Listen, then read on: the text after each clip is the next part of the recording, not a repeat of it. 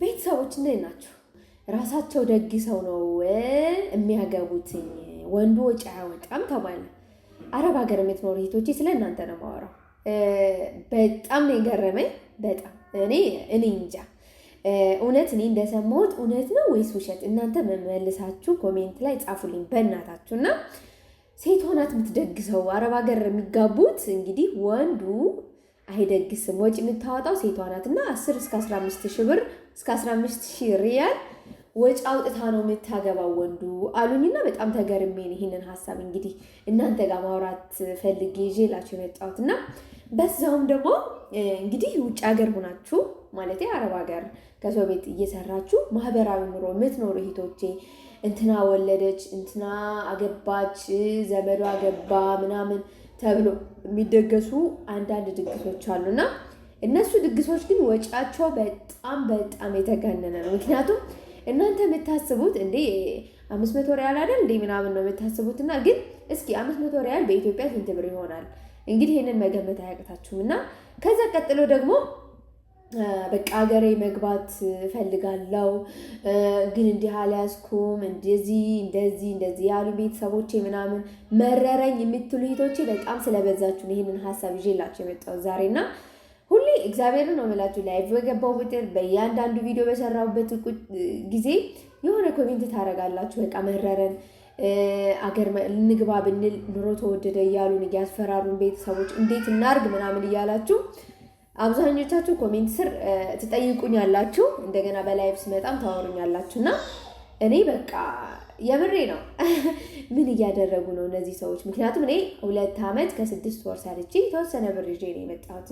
በሰዓቱ ምንዛሬ ምናምን ብዙም አይደለም። በዚህ ሰዓት ምንዛሬ ከፍ ኑሮ ቢወደድም ምንዛሬ ደግሞ በደንብ ጨምሯል ታውቃላችሁ። እና ምን እያደረጉት ነው? 10 ዓመት ኑሮው ምንም የለንም ይላሉ። 8 ዓመት ኑሮ ምንም የለንም ይላሉ ምናምን። በእርግጥ ይገባኛል። መቼም የአረብ ሀገር ሴት ስትባል የማትሸፍነው ቀዳዳ የለም፣ የማትገባበት ቦታ የላትም።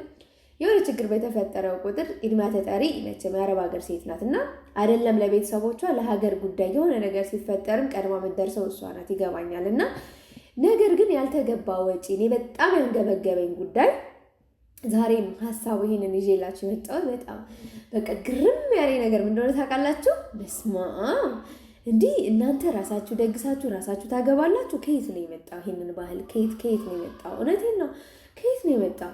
እንዲህ አስባችሁታል? መጥረጊያ ጠርጋችሁ ሽንት ቤት አጽድታችሁ የመዳም ፊት አይታችሁ የመዳም ልጆች ሲገለምጧችሁ እሱን አድርጋችሁስ እደሰትበታለሁ ብላችሁ 10 እና 15 ሺህ ብር ማውጣት ውስጥ ልክ ነው ወይ? ተገቢ ነው ወይ? 15 ሺህ ሪያል ማውጣቱ ተገቢ ነው ብላችሁ ታስባላችሁ ወይ? በዛ ላይ ደግሞ እኔ ማለት ነው ለምን ትፈርጃለሽ በዚህ ህይወት እንዳትሉ አደራቸውን። በብዛት እንግዲህ እየሰማሁት ነው። በእኛ አካባቢም ብዙ ነገር የምሰማው ነገር ስላለኝ ነው እና እዛው ትዳር በቃ የሆነ ሰርግ ዲኮር ተደርጎ ተሰርጎ ምን ብሎ ጓደኞቻቸው ጠርተው ምናምን ተጨፍሮ ምን ተብሎ ብዙ ጊዜ አይቆይም። ለምን እንደሆነ አላቅም፣ አይገባኝም። ለምንድን ነው ይሄ ትዳር የማይዘልቀው የሚለውን ሀሳብ አላቅም፣ አይገባኝም። እና መልሳ ሴቷ ወደ ስራ ነው የምትገባው። አስቡት፣ ይህን ያህል ብር ወጪ አውጥታ መቼስ ብድር ይኖርባታል። ከዛ በፊት ሌላ ጣጣ ይኖርባታል። እንደገና መልሳ ደግሞ ይሄን ያህል ብር ስታወጣ ብድር ላይ ናት ማለት ነው። አስቡት የቤተሰብ ኢትዮጵያ ውስጥ ደግሞ ቅልቅል የሚባል ነገር አለ። ከሴት ቤት ነው የሚደረገውና የእሱ ሙሉ ወጪ የምትችለው ደግሞ እሷ ናት። አስቡት ምን ያህል ከባድ እንደሆነና ይሄ ነገርስ ቢቀር ምን አለበት በረብ ብታስቡበት። ቤተሰብ የሌለበት ደስታስ ምኑ ደስታ ነው?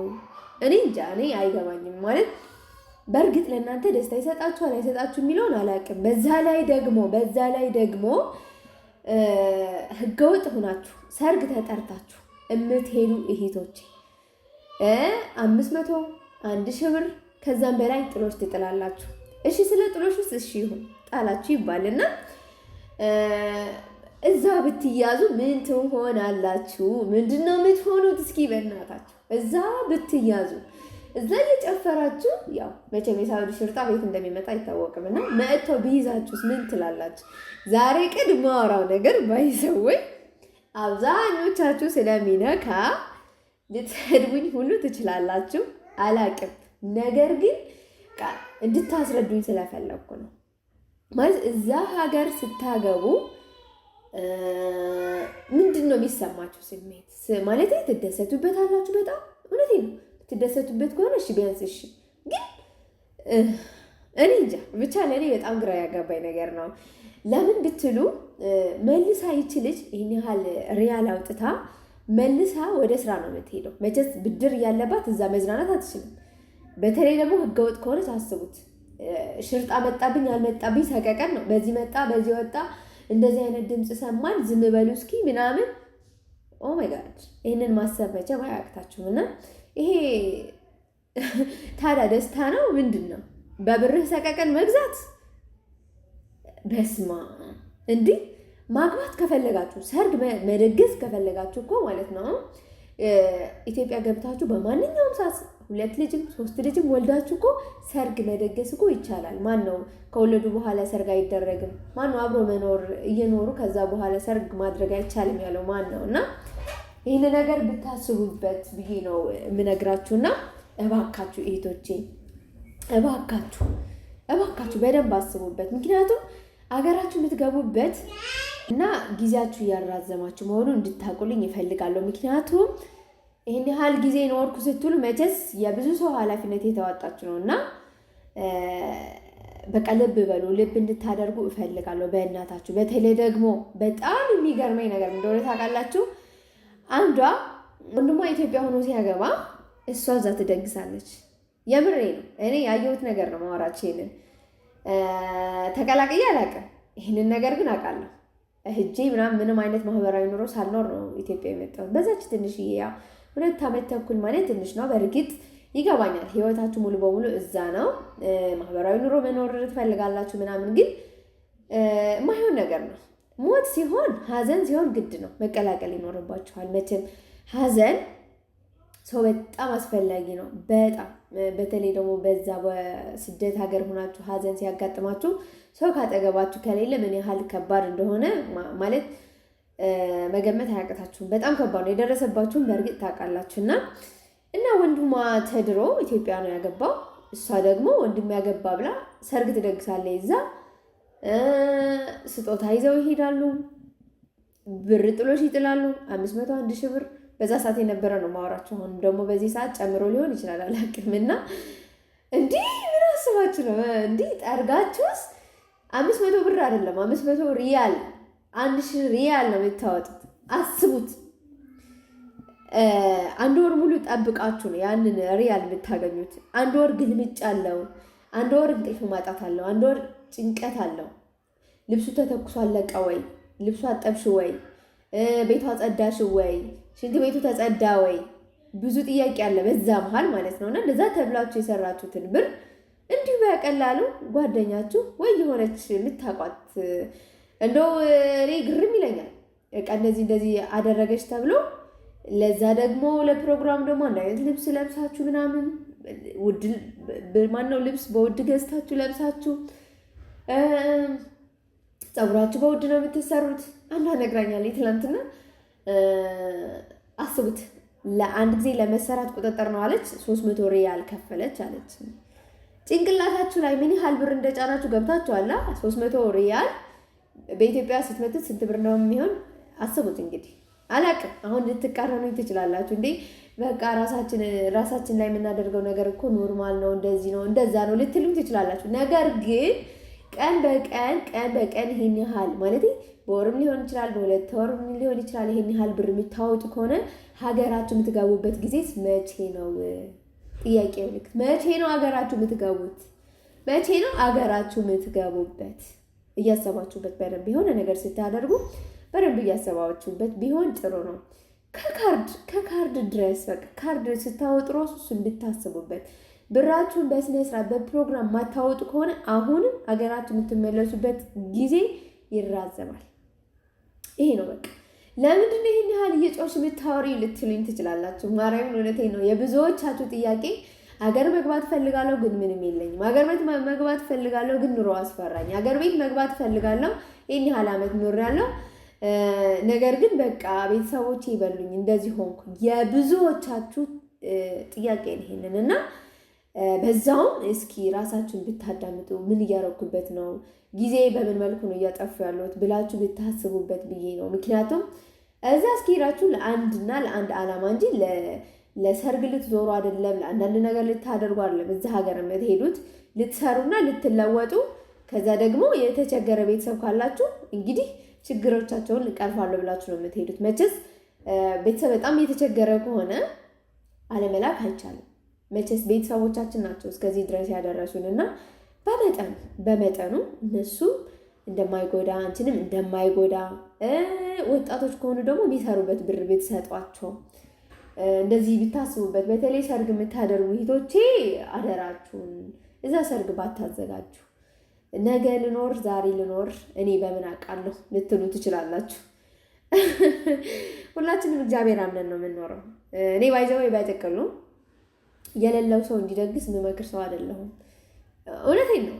ሲኖራችሁ ደግሱ። ሲኖራችሁ ያለው ሰው ይደግስ። በቃ ያለው ሰው ይደግስ።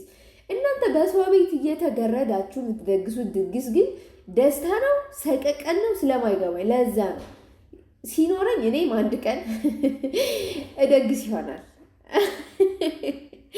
ለምን ብትሉ እኔ ሰርግ የምጠላ ሁኜ አይደለም። ሰርግ እወዳለሁ። ሰርግ ደስ ይላል በጣም። ነገር ግን ያልተገባ ወጪ ሲወጣ ግን ከልክ በላይ ጭንቀት ላይ ነው የሚጥለን። በዚህ ሰዓት ደግሞ የሚደረጉ ሰርጎች መቼም ታውቃላችሁና በተለይ ኢትዮጵያ ውስጥ እንግዲህ በደንብ በቅርበት ስለማቅ በብድር ይደገሳል ሰርጉ። በተለይ አረብ ሀገር ልጅ ካለቻቸው ወይ ወንድም እህት ካለ እሷ ትሸፍናለች፣ የተወሰነ እሷ ትሸፍናለች። ሙሉ በሙሉ መሸፈን አትችልም መቼም እና የቀረው ደግሞ ተበድረው ያደርጋሉ። ጥሎሽ ይጣላል። ጥሎሽም አይሞላውም ብሩ እና አስቡት ቤተሰቦቼ ምን እንዲፈጠር እንደሚችል ማለት ነው። እና ከዛ በኋላ ደግሞ መልሰው ጭንቀት ላይ ይወድቃሉ። ያቺ ቀን ራሱ መደሰት አይችሉም። ያቺ ቀን እኔ እኮ ማይገባኝ ነገር እስኪ ማርያም ንገሩኝ እስኪ ሰርግ ማለት ደስታ ነው አይደለ? ለምንድን ነው ታዲያ በጣም ተጨናንቃችሁ ሰርግ የምትደግሱት? ለምን ተብሎ ለምንድን ነው? እስኪ ይህንን ጥያቄ መልሱልኝ። እውነቴን ነው። ለዛች ለአንድ ቀን ራሱ እኮ መደሰት አትችሉም። ምክንያቱም ብዙ ውስጣችን መቼም መሸወድ አንችልም። ራሳችን መሸወድ አንችልም። ለሰው መሸወድ እንችላለን። ልብስ ለብሰን የተደሰትን ልንመስል እንችላለን፣ ልንጨፍር እንችላለን፣ ምናምን ብዙ ነገር ልናደርግ እንችላለን። ከራሳችን ከህሊናችን ግን መሸሽ አንችልም። እያደረግነው ነገር ያለነው ነገር አንሸሻውም እና ህሊናችን አስሬ ይወቅሰናል። እና ስለዚህ ቤተሰቦቼ እንግዲህ ዛሬ ቀን እንደዚህ ብዬ ጮክ ብዬ ስናገር የተቆጣችሁ ልጆች ልትኖሩ ትችላላችሁ። ግን በቃ በተቻላችሁ መጠን ማህበራዊ ኑሮ ስትኖሩ በልክ አድርጉት ማለት እፈልጋለሁ። እዛ ብቻ ብዙ ነገር አለ። በጣም ያንገበግበኝ ጉዳይ ማንም ሰው አንስቶት የማያውቅ ጉዳይ ነው። ይህንን ዛሬ ቀን ያነሳሁት ጉዳይ እና እባካችሁ ልብ አድርጉ ቤተሰቦቼ፣ ልብ አድርጉ ባካችሁ። በቃ መደሰት ከፈለጋችሁ አገራችሁ ገብታችሁ መደሰት ትችላላችሁ። እዛ የሰቀቀን ኑሮ አትኑሩ። በቃ ነገ ደግሞ እግዚአብሔር ያውቃል። ስለ ነገ ደግሞ እግዚአብሔር ያውቃል። ጥሩ ነገር ተመኙ፣ ቸር ተመኝ ቸር ታገኝ ነው የሚባለው። እና እንግዲህ ይቅርታ በጣም ላይክ አድርጉ ምናምን አላልኳቸው። እንግዲህ እስከ መጨረሻ ድረስ ላያችሁልኝ እጅግ አድርጌ አመሰግናለሁ። ስለ ቀኑ ላይ ምንም ሳላወራችሁ አለቀ ቪዲዮ እና ሌላ ጊዜ ደግሞ በሌላ ቪዲዮ ተመልሼ እመጣላችኋለሁ። ለማንኛውም ፀጉሬ ተሰርቻለሁ ምናምን ፔስ ስራ ነው። ሹሩባ የምትሰሩ ሰዎች እባካችሁ ሃሎ በሉኝ። በደንብ ቆንጆ ሹሩባ የምትሰሩ ማለት ነው። እና እወዳችኋለሁ። ቸር ሰንብቱልኝ። ባይ ቀጣይ በሌላ ቪዲዮ እንገናኛለን። እወዳችኋለሁ።